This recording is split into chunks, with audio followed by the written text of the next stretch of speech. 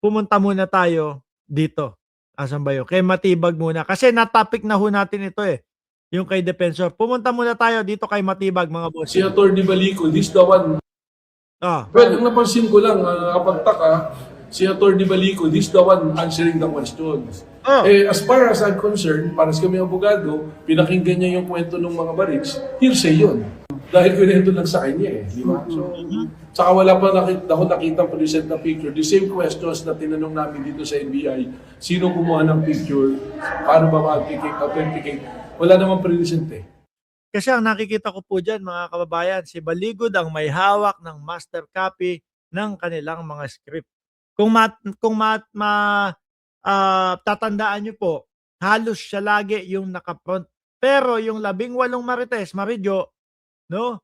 Nandun lang sa likod. Mga nakatanga lang, nakatunganga.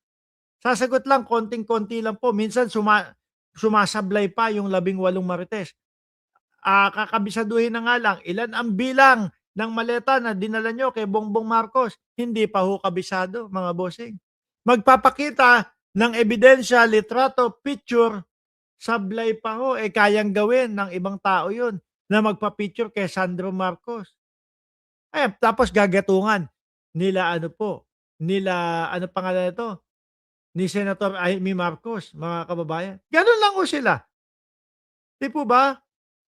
Ano lang, kumbaga, kailangan nakaalalay yung mga magtatanong sa kanila para sa gano'n, yung mga tanong sa kanila ay pangsaktuhan lang po. Hindi sila malulubog sa kumunoy at mabubuko na hindi nila alam talaga yung kanilang mga sinasabi. Sabi ni Sir Sunny Reyes, tama yun. Bastusan na eh. Mga bully talaga. Ayon kay Erwin Tulfo, maganda ho yan. Ano? Makita natin yan. No? Pagka nangulit pa si Alan Peter Cayetano. Kasi bakit hindi daw siya yung nasa headline ng mga pahayagan. Ayan o, nagreklamo.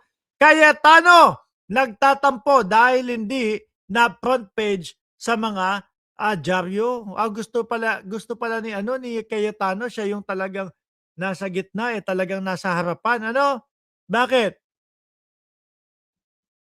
Siguro nagtatampo kasi nga si Gatchalian yung nakikita ko, ayun oh.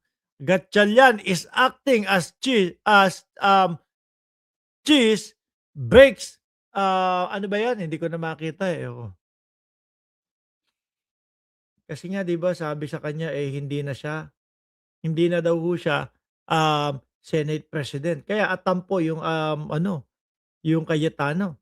Sabi dito, inalmahan ni Senator Alan Peter Cayetano ang mga headline sa front page ng ilang pahayagan na inilathala nitong Huwebes, Hunyo 4. Ayon kay Cayetano, wala umanong ulat nagsasabi siya pa rin ang Senate President. Kaya naman pala eh.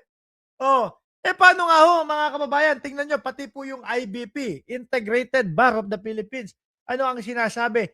Tama yung quorum, may bilang yung 12, no? At dapat galangin yung bilang na yun. Oh.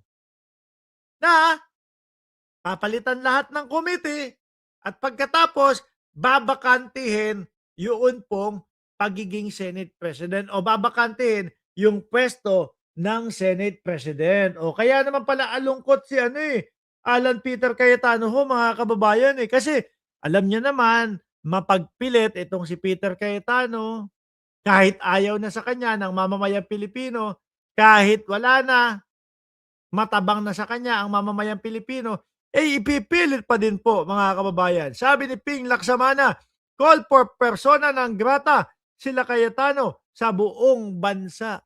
Ultimo ho nga yung kapatid nila na si Lino Cayetano, mga bossing Ultimo, yung kapatid nila na si Lino Cayetano, ang sabi makikiisa ako doon sa panawagan na wala nang ni isang Cayetano, kasama yung kanyang sarili, ang hahawak ng posisyon sa gobyerno. Kasi nakita nyo naman, yung ugali ng dalawa, ng magkapatid.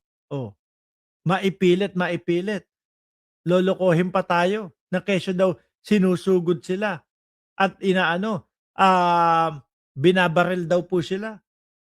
'Di ba, pinapaputukan daw po sila.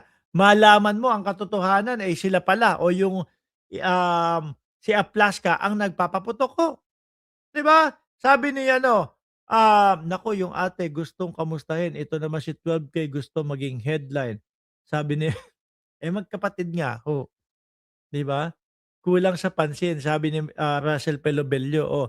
Ayon kay Cayetano, wala umanong ulat na nagsasabing siya pa rin ang Senate President sa kabilang mga pangyayari at pagpapalit ng liderato sa Senado noong Hunyo 3. Samantala, patuloy na kinukwestiyon ni Cayetano ang legalidad na naging pagbabago sa pamunuan ng Senado at ng naging hakbang sa isinagawang ito. At the same time mo mga kababayan, hindi naman po yan yung kauna-unahang nangyari na 12 po yung senador at natuloy yung at may quorum at natuloy po, um, yung ano dun, yung kaganapan doon sa Senado.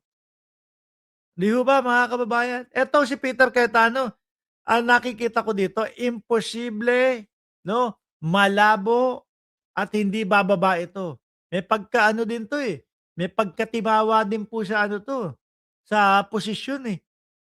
Ano, kung ako ganyan, ako lalagay sa posisyon ni Alan Peter Cayetano, ay naku. Tapos nakikita ko halos buong bansa na, eh, ikinahihiya na ako, halos buong bansa na, eh, ayaw sa akin. Iwan ko na yung posisyon na yan. Kaya lang iba ho yung Cayetano mga kababayan. Sabi ni Jonas Benavides, kinawawa tuloy siya, ilang linggo lang pinatalsik sa kaangasan niya at pakikipag-sabwatan. Eh, sa simula't sapul pa lang po, sa simula't umpisa pa lang po mga kababayan, kasinungalingan na yung mga sinasabi ni Petra. Biruin mo, sasabihin pa sa atin, eh, ano daw ho, um, masaya at galak na galak siya dahil nga ikaw ba naman daw, ihalal ka bilang Senate President nang wala kang nililigawan sa mga senador. Tapos nalaman natin kay ano, kay Robin Padilla, hindi naman pala yun yung katotohanan. Ang katotohanan pala, eh, siya mismo ang nag-organisa upang makabuo ng 13 senador para ihalal siya bilang Senate President. Oh, paano mo pa pagtitiwalaan yung mga ganyang tao, 'di ba? Kaya nga po, eh, 'no, nagagalit si Senador, Erwin Tulfo, mga bossing, dito kay Peter Cayetano at may pagbabanta po, talagang buong tapang na sinabi ni ano, ni Erwin Tulfo, mga boss Chief Amo Sir, na